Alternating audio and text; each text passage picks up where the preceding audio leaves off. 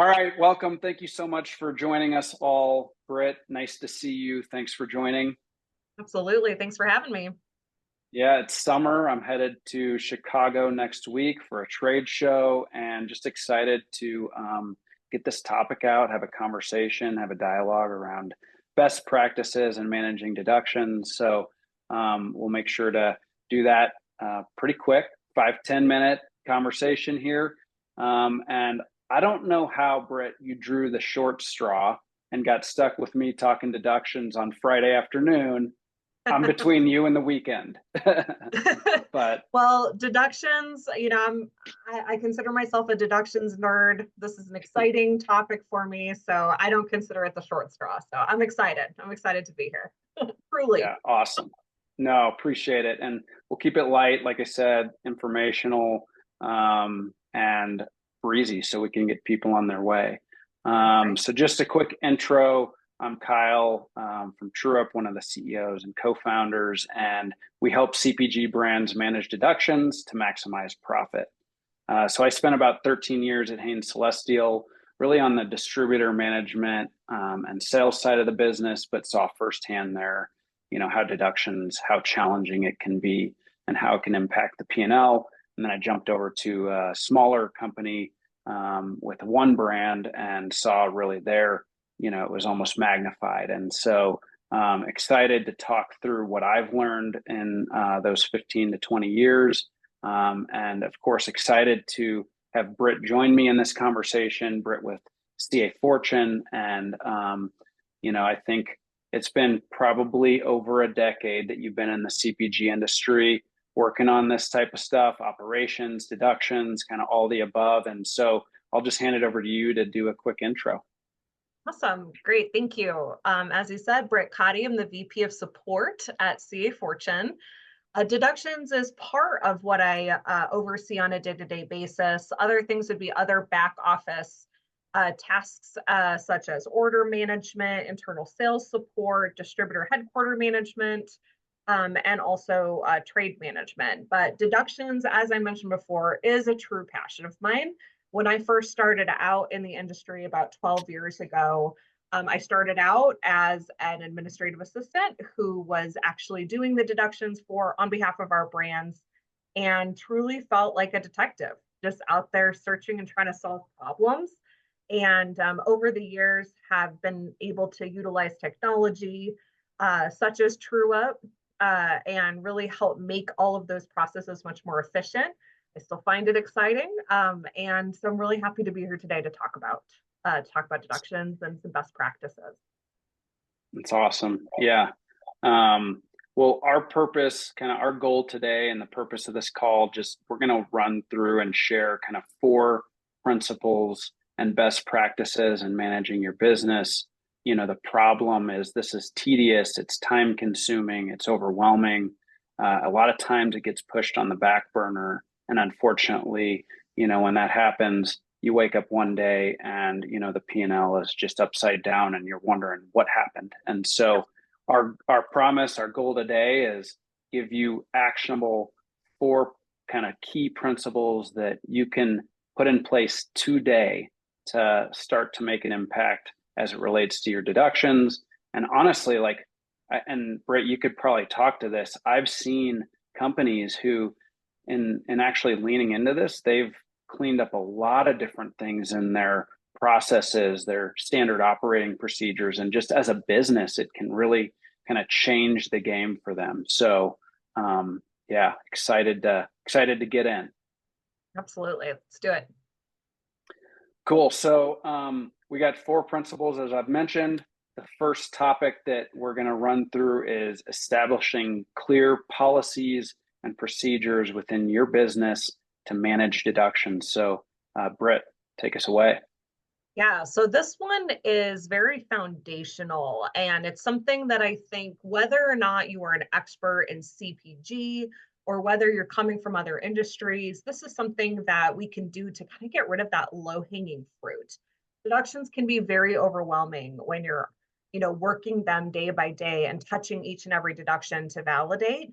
And so we want to try to lessen that workload as much as possible to use your time as efficiently as we can.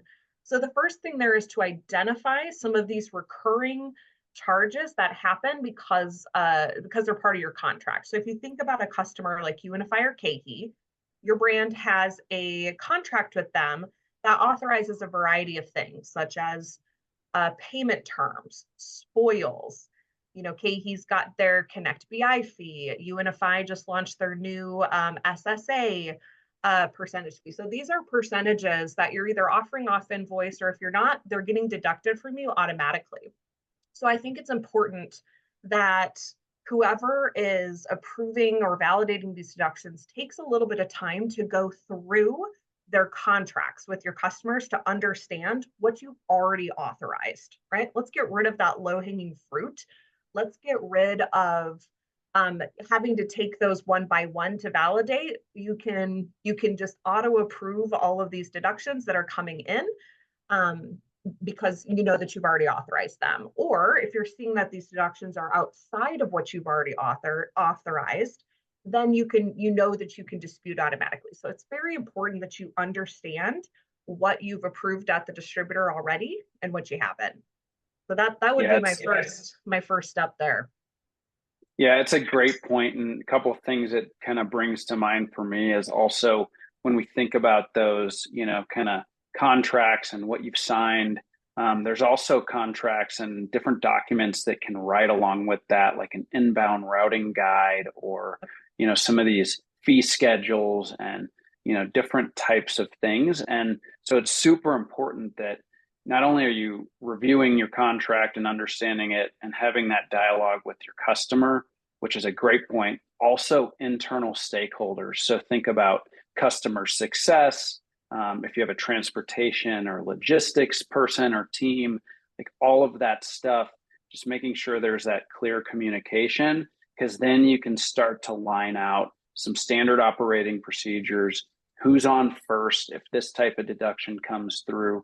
And that way it's just a lot easier. Everyone's got clear line of sight to what might be coming through and why, and ways that you can either nip it in the bud without it continuing to come through as a deduction, or potentially, as Britt said, if there's instances where it's outside the contract, you're clear on that and you can take an action.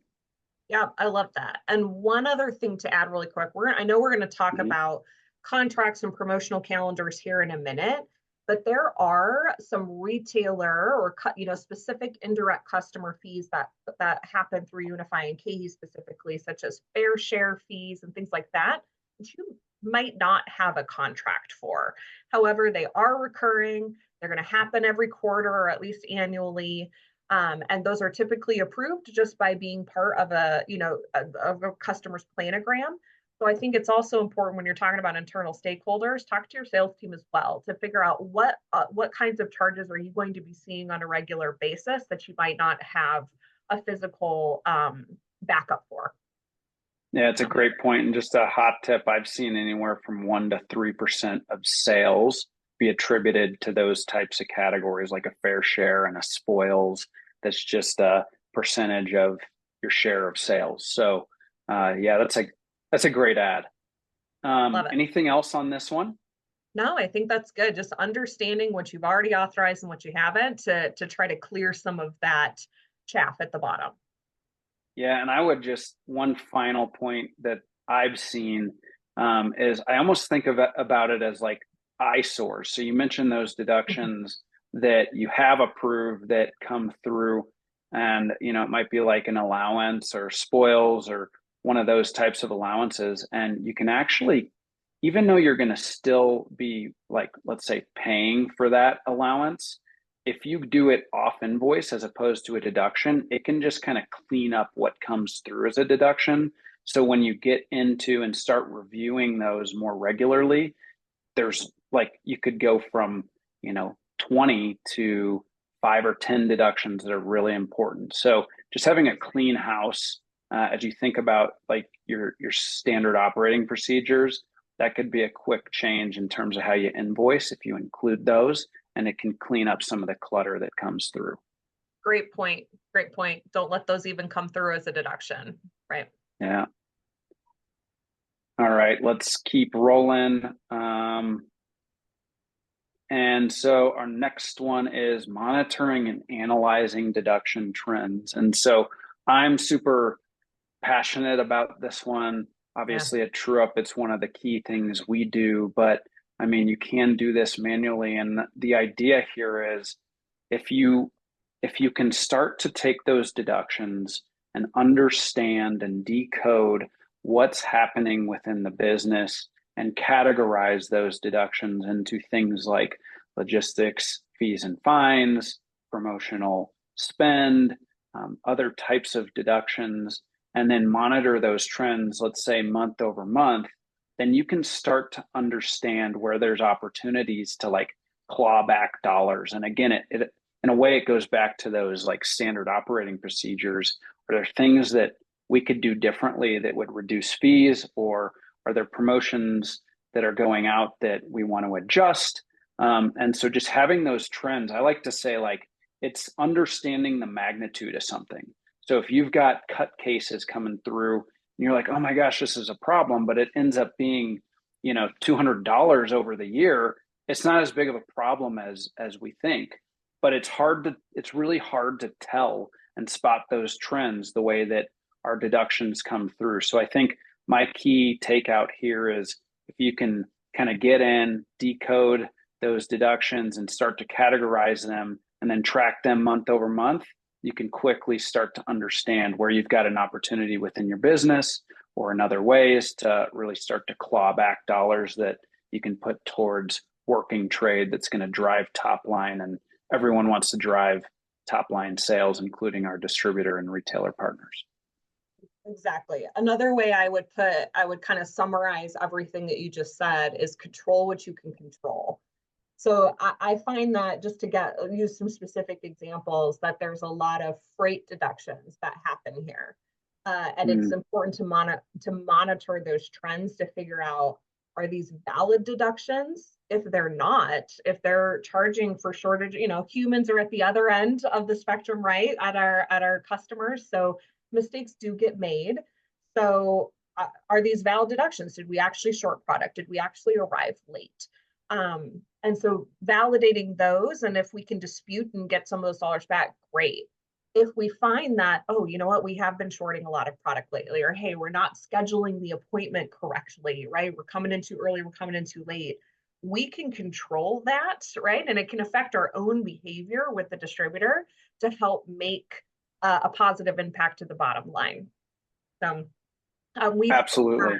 yeah, we found at CA Fortune, every brand is different. Every brand is going to go through seasons. But we found a lot of invalid deductions in the non-trade segment of business. So things like, freight fees and shortages and lumpers and things like that.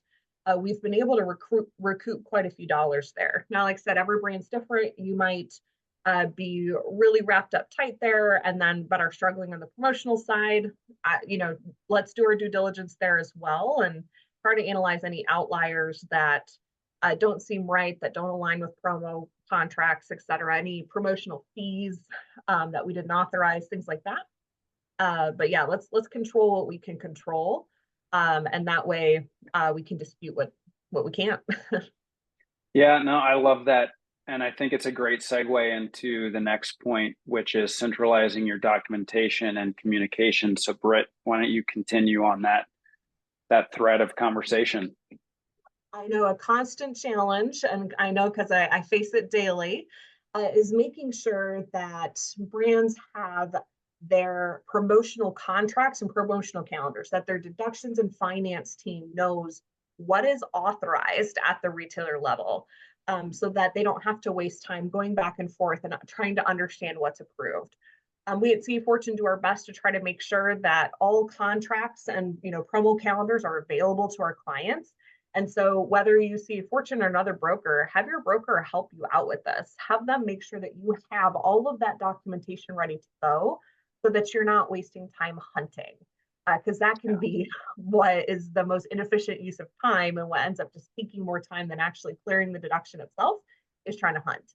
So, work on those internal processes internally if you haven't already, and hold your brokers accountable and hold your sales team accountable to get you that information, so that you can accurately validate or invalidate promotions, and understand what's going on at that retailer. Yeah, that's such a good point. And the way I think the hot take here, like the big idea, as crazy as it sounds, is just open a Google Drive, or within Microsoft and SharePoint, create a folder where your sales team can put in those promotional calendars, contracts, any of those different distributor or retailer contracts related to inbound routing guide and logistics and whatnot. And then that way you've got a centralized database where you've got that information. And, coming from the sales side, we're running and gunning. We're trying to get out, have these category reviews, sell some more product, we're going to shows, like we're on the road. And so even as a salesperson, it's going to reduce the amount of questions you get, the amount of back and forth you have. If the person who's going to kind of be the quarterback, as those deductions come through, has that information in front of them, and then they can quickly just kind of validate, and that way they don't have to come to you for everything. Maybe on the big ones, but on everything, then they can just review these documents, make a call heads or tails, and everyone can continue to do all the 100 other things we got going on. So. Exactly. If deductions match your promo calendar, they can be cleared easily, and then we can save that extra email or phone communication to our sales team for questions and things that don't align, right? So Yeah. totally agree with that. Awesome. So I'm going to keep rolling for our last piece here. So embracing continuous improvement. And so, look, I mean, there's so many brands out there. We're about to go to a show. I'm sure there's going to be somewhere between 5,000 and 10,000 brands, and a lot of brands growing, emerging. And so you're on a journey. And as you journey through, getting into more retailers, getting more sales, you will also continue to see new types of deductions that maybe you haven't seen before. And so it's just super critical that we're continuing to keep an eye on things. So going back to point 2, if we're monitoring, analyzing these deduction trends, then you can start to spot any new types of deductions, maybe even new business. Got that slotting fee that came through. Yay. We got a new retailer. And then from there, we can say, okay, we got this new type of deduction. It's related to this logistics thing or this fair share. Now we can start to figure out, how do we plan and forecast for that going forward, or ensure that we've got a process as we're shipping to make sure we're not getting hit with fees or fines that, can put us upside down in our P&L. So I think always embracing continuous improvement is going to just do wonders for us as a business. And so I want to make sure we talk a little bit about that. Couldn't agree more. A lot of what improvement looks like can depend on your life cycle as a brand as well. If you right now are, as a brand, are not really paying attention to deductions, there's not time for it, then let's just get, that 1% better, right? Let's take a look at your promo deductions and at least make sure those are valid. If that's all you can do, that's all you can do. If you have some bandwidth or a person who can take a look at some of the non-trade deductions, great, that's one step better than we were. Perhaps as a young brand, an emerging brand who's just launching into the market, you want to look at every single deduction and you want to validate and dispute every single deduction that you can. Perfect. But there might come a point in time when the number of deductions rise, your sales are rising, your points of distribution are rising, which are all really, really good things. Perhaps then it becomes more efficient to set a threshold. Hey, anything below this dollar amount, we're going to approve, and we're going to focus on anything above this dollar amount. That really works for a lot of brands who need to make sure that they're focusing their time on the biggest dollar items. Yeah. Depending on your brand stage, depends how you look at deductions, depend on what you focus on, the analytics that go into, looking into what you're spending and how efficient is that spend. that's the next step above that. So just, as you're able to add these functions and features, you're able to add some of these capabilities, it's only going to move your business forward. Yeah, totally. Couldn't agree more. And, I think one thing we see with TrewUp with our customers, little plug here is we do some of that flagging where you can start to automate, hey, these types of deductions are above or below this threshold. We either want to auto approve or auto flag. And so, I mean, that's a great call out, whether you're doing it manually or, with a software partner, or with a broker partner. And so, this is great. Thank you so much for chatting through this. I think, one final thing from our end, if you found this helpful, we have more resources at TrewUp on our website. We actually have a free deduction guide you can download right off our website. I'm always posting new information and content on LinkedIn. We are as well with TrewUp. And Brit, from your perspective, pointing people to the CA Fortune website, any final thoughts or commentary? Yes. If you are a current client of CA Fortune, I would love to get in touch. There are ways that we can help you with deductions. We can either be there to help you on an ad hoc basis, or we actually even have a program where we can hire semi or fully dedicated resources to help you with those deductions. And you can kind of outsource that and get that off your plate and hand it over to a CPD deductions expert. We have found that these people are able to sometimes they're able to pay for themselves within 5 or 6 months in the number of disputes that they get back. They understand the landscape, they understand your customers. So we are more than happy to help with that. And we do utilize technology such as TrewUp and some other partners as well that help make things more efficient across the board. So please don't hesitate to reach out if you have any questions on that. Yeah, and I can attest to that. I work with Brit and her team. They're a pleasure to work with. They're awesome, super knowledgeable. I mean, you cannot go wrong here. So couldn't say more better things. And so, from TrewUp's perspective, these 4 points we just talked about, we automate. And so we do work closely with Brit and her team. If you are a client of CA or you're looking to become, we've got a really nice partnership that melds the two together and can help you do this much faster and easier. So, Brit, thank you so much. Absolutely. Appreciate Thank you. you, Kyle. This is fun. Yeah.